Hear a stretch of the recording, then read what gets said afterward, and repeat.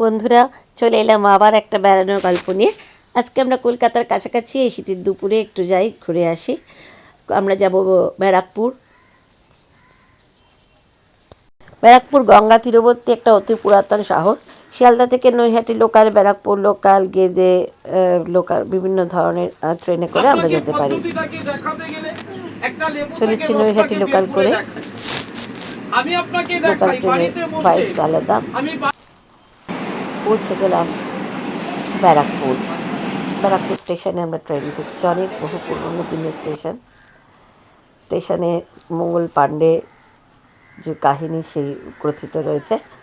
আমরা এবার স্টেশনের বাইরে থেকে একটা অটো নিয়ে বা টোটো নিয়ে চললাম প্রথমে অন্নপূর্ণা মন্দির। পৌঁছে গেছি অন্নপূর্ণা মন্দির।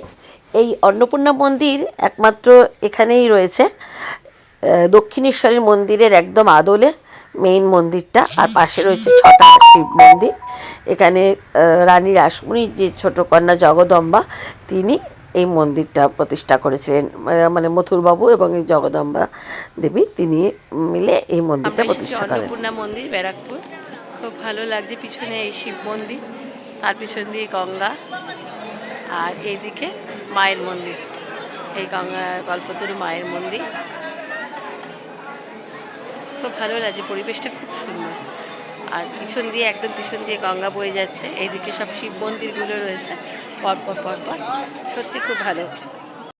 1875 সালে দক্ষিণেশ্বর মন্দিরের অনুকরণে এই মন্দিরটা তৈরি করা হয়। এখানে মায়ের মূর্তি, অন্নপূর্ণা মায়ের মূর্তি অষ্টধাতুর তৈরি। আজ এখানে সুন্দর করে পুজো হচ্ছে। আজকে 1 জানুয়ারি, তাই জন্য কল্পতরু উৎসবও হচ্ছে। এবার আমরা এখান থেকে চললাম গান্ধীঘাটের দিকে। গান্ধীঘাট ওখান থেকে বেশি দূর না। গান্ধীঘাট এর এই ঘাটটি জওহরলাল নেহেরু উদ্বোধন করেছিলেন মহাত্মা গান্ধীর স্মৃতির উদ্দেশ্যে। খুব সুন্দর পরিবেশটাও, একদম ঝকঝকে তকতকে, আর পাশেই গঙ্গা বয়ে যাচ্ছে। গঙ্গার ঘাটটাও এখান থেকে খুব সুন্দর করে সাজানো, মেনটেন। পাশে বসার জায়গা রয়েছে, আর গঙ্গা এখানে ভীষণ পরিষ্কার, একদম জল টলটল করছে। আমি দেখছি সামনে গঙ্গা বয়ে যাচ্ছে। আজকে একটু কুয়াশাচ্ছন্ন আছে, কিন্তু পরিবেশ খুব সুন্দর। সূর্যের আলো পড়ে জলের মধ্যে যেন লক্ষ প্রদীপ জ্বলছে। আস্তে আস্তে মানুষরা যেন এসে বসছেন। একটা ছোট্ট নৌকা ভেসে ভেসে আসছে। একদম এই ঘাটের দুপাশেই দুটো বিশাল বিশাল পার্কও আছে। আজকে পার্ক দুটো বন্ধ, কিন্তু খুব সুন্দর ডেকোরেটেড দুটো পার্ক তৈরি হয়েছে। এখানে প্রচুর ফুলের গাছ, ভারী সুন্দর। গঙ্গার পাড়েই অনেকটা সময় কাটিয়ে দেওয়া যায়। আর ঠিক এর পাড়ে পশ্চিমবঙ্গ সরকারের যে সরকারি tourism, West Bengal tourist property, Mangaldhara tourist property, বিশাল জায়গা নিয়ে এই প্রপার্টিটা। একটা দেখবার মতন জায়গা। আপনারা এখানে থাকতেও পারেন। এখানে 2,500 টাকা থেকে রুম ভাড়া শুরু। তাছাড়া রেস্টুরেন্ট রয়েছে, যদি আপনারা এমনি গিয়ে লাঞ্চ করতে চান তাও সে ব্যবস্থাও আছে। বিশাল জায়গা, খুব সুন্দর করে সাজানো, পার্কের মতন। অনেকটা রাস্তা সুন্দর, বেশ শীতে রোদ এসে পড়েছে। আমরা হাঁটতে হাঁটতে গেলাম ভেতরে। ভেতরে ছোট্ট খেলার মাঠের মতনও রয়েছে। এখানেও আপনারা যেতে পারেন, রেস্ট নিতে পারেন, বসতে পারেন। পাশ দিয়েই গঙ্গা বয়ে যাচ্ছে, একদম গঙ্গার গায়ে লাগোয়া। আর এখানে আরেকটা এখন নতুন একটা চালু করেছে, এখানে একটা লঞ্চ মতন আছে, সেখানেও থাকার জায়গা রয়েছে। মানে সেখানে রুম ভাড়া দেওয়া হয় লঞ্চের ভেতরে। 1,200 টাকা করে টেরিফ। আগে এই লঞ্চটা করে ঘোরানো হতো নানান জায়গা, স্পটগুলো। এখন এটা ভাড়া দেওয়া হয়। আমরা কিছুক্ষণ এখানে কাটালাম। এই যে জলে ভাসমান একটা ছোট্ট ফেরিঘাট মতন আছে, সেখান দিয়ে এই জলে ভাসমান নৌকা।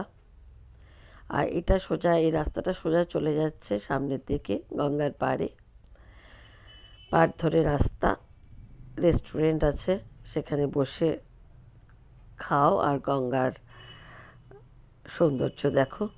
বেশ সুন্দর একটা দিন কেটে যায়। এটা আগে মালঞ্চ রিসোর্ট ছিল। একটা দিনের জন্য যদি আর কোথাও না যাওয়ার সময় থাকে না থাকে, তো কলকাতার কাছে পিঠে এখানে কিন্তু একটা দিন সুন্দর করে আপনারা কাটাতে পারেন, ভালো লাগবে। এখন রেস্টুরেন্টে এসে গেছি, এবার দুপুরে লাঞ্চটা সেরে নিই। প্রথমে আমরা কিছু স্ন্যাক্সের অর্ডার দিলাম, ভালোই ছিল। এগ পাকোড়া ছিল, গরম গরম এগ পাকোড়া আর কফি খেতে খেতে দুপুরের লাঞ্চ এসে গেল। কিন্তু সময় লাগবে প্রায়, অর্ডার দেওয়ার পরে কিন্তু আপনি যদি ওখানে থাকেন তাহলে কোনো অসুবিধা নেই, তা না হলে প্রায় অর্ডার দেওয়ার পরে 40-50 মিনিট মতো দিতে হবে। যাই হোক, আশেপাশে ঘুরতে ঘুরতে আমাদের খাবার চলে এলো।